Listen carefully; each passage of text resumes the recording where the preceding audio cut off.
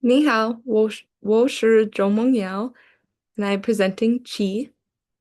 It's got two primary definitions or pronunciations. So, like the verb of physically acting or cutting, it can also be used for geometry or math or computing and technology. And then a more abstract meaning is close to or intimate.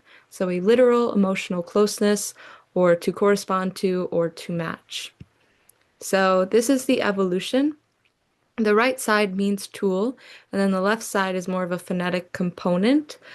So the Oracle Bone script in A, you can see that it depicts cutting a stick in half, but when they add this character, it they combine these two characters for a new form of cutting. This is the stroke order and then some calligraphy. Okay, so I'm going to explain Showen Jitsu's like the annotations to it. So in Showen Jitsu, it means to cut off. But in the annotations, it says all things refer to the matter of expedience, like cutting something with a knife. As long as it's neat and orderly, regardless of length or shape, it is called all things. So now I'm going to break that down. So all things refer to the like natural or human phenomenon, but when referred to expediency, it means all practical actions or responses to changing circumstances. So the metaphor of cutting something with a knife, and the goal isn't the exact shapes and sizes, but clean and appropriate for the purpose. In the last bit, he says that the nature of all things lie in proper alignment and balance. So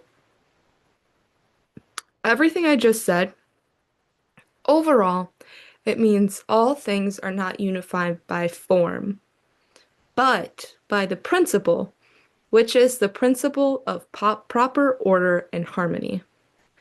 So if you were going to view that from the Confucian lens or a Confucianist lens, we know that order and correctness create harmony in the world. But in a Taoist lens, all things follow its own Tao, and harmony comes from flowing with differences. So then we also have modern usage. So you've got qi shi, which is feasible, practical, and realistic. Qi shen, which is of immediate concern to oneself. Qi ji, which is to guard against or avoid by all means. And then qi Chi ji, which is to be sure and keep in mind. Chi kai to cut up vegetables, chi ro to cut up meat, and ji chi impatient or eager.